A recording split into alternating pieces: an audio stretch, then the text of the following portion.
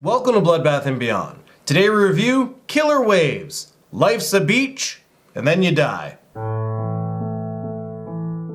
Written, directed, and starring James Balsamo, also starring Mary C. Russell, Phil Anselmo, and Frank Mullen. Killer Waves is a surfing competition that's world-renowned. Everybody loves this competition, as you can tell from all these crazy cameos. Unfortunately, the competition isn't going as planned because there's a serial killer that's slicing up the competitors and making a surfboard out of human flesh. So what do we like? The unholy diver is the serial killer in this movie. He was hilarious. I loved his voice.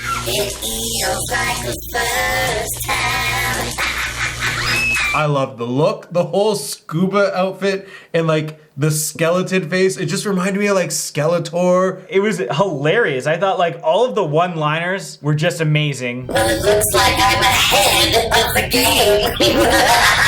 And for any Big Brother fans out there, basically it's Zingbot in a scuba suit. How does it feel to be the old man of the house? Oh, sorry, Boogie.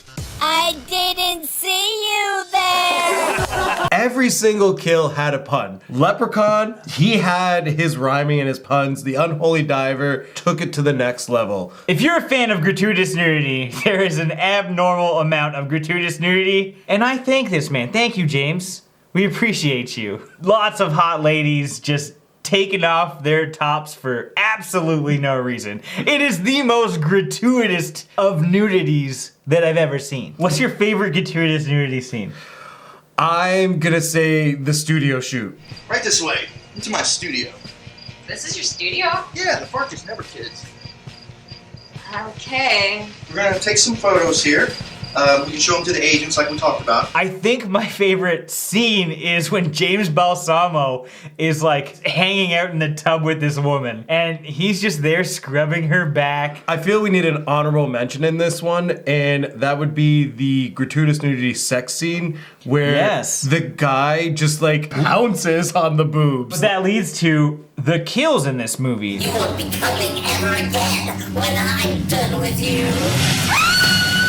The kills, there are lots of them. You see about as many deaths as you see single breasts. And there's a variety of weapons that have a pun with each weapon and each kill. I like James Balsamo. Nah, leave me alone.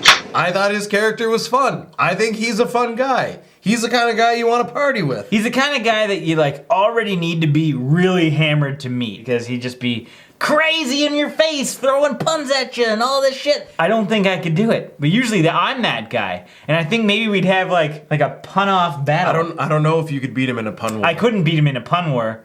I'd have to try and rap battle him. Now we're gonna harp on this in a minute. The production value's not stellar, but there are some beautiful drone shots, and like they were really quality. Which leads to our dislikes. The cinematography in general is terrible because every other shot that's not a drone shot is a GoPro handheld that's either really super shaky or just overly poorly color graded. And you could probably make a great drinking game out of this movie for the amount of establishing shots that it cuts to, especially a certain whip pan to a beach house. I love that one. And like a lot of the times, the camera is like zooming in, people are out of frame, it's hard to see what's going on in the low lighting, it's just really poorly shot. And I don't think it would be as bad as we think it is if he didn't have those drone shots. Because when you see that drone shot in there, all of a sudden, here's the level, and here's the rest of the movie. If there were no drone shots in it,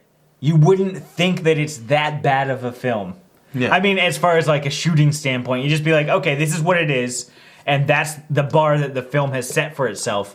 But the moment you have like some dope ass 4K drone shot, we got a problem because it's like nothing competes with that. Yes, we did get lots of kills in this movie.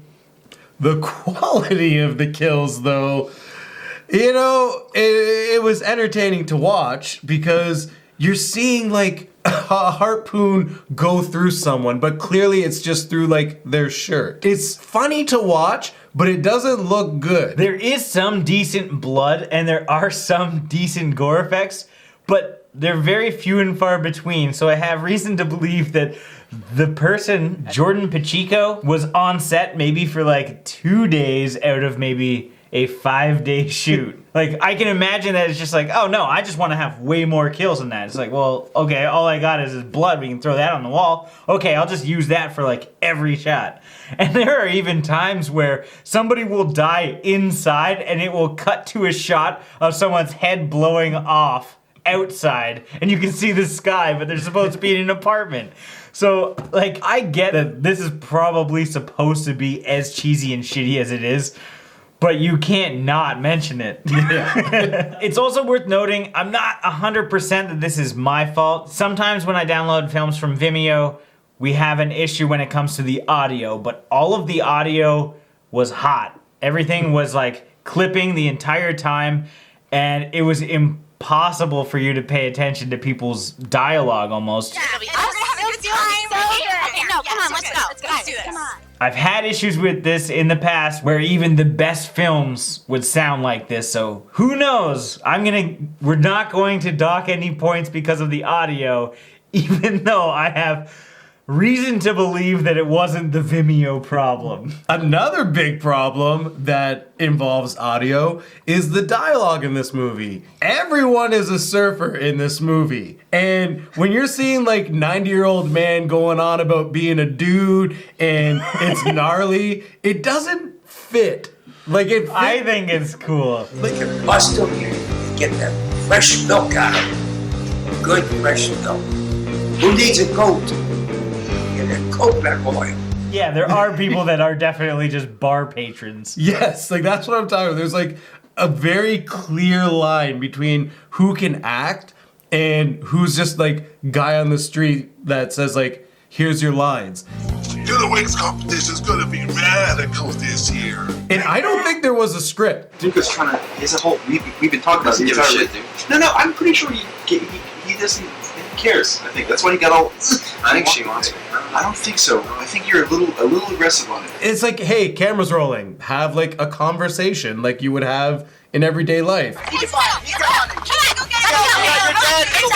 And they consistently talk over each other as well because they all want to get something in, because they're trying to all talk naturally at the same time without talking naturally. And that's just not how people talk. As you can see, we're not talking over each other because we know how to talk. You stop talking when they're talking, and then you start when they stop. That's just how it goes. Now it's time for our final thoughts and ratings. Being our first James Balsamo film or Acid Bath Productions film, I had no idea what to expect, and now I do for future reviews. This was clearly like an 80s throwback, just like slasher with a bunch of gratuitous nudity and a bunch of kills, but everything was just kind of off. So while I did appreciate what was going on, I think like the cinematography really took me somewhere else. But I did like the killer, so I wasn't ever not entertained. But when it comes to rating things, I can't just base things on having a good time. So I have to give this 1 Jenny with an eye with a selfie stick out of 5. Killer Waves is a fun time. Make a drinking game out of it because there's so many things that you could do where you could be taking shots. Whether it's doing the same establishing shots over and over again,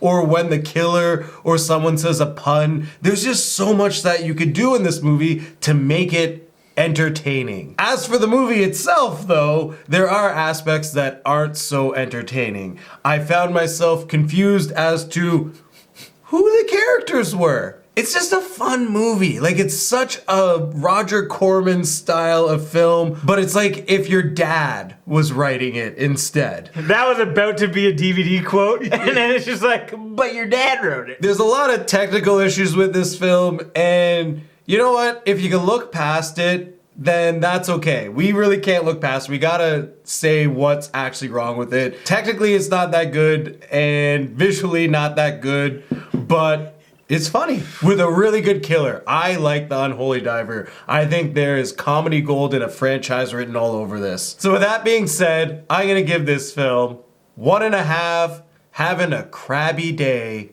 out of 5. As always, thank you for watching. Like this video and comment below with your thoughts on Killer Waves if you've seen it. If you haven't and you do want to check it out, there are links in the description where you can find it.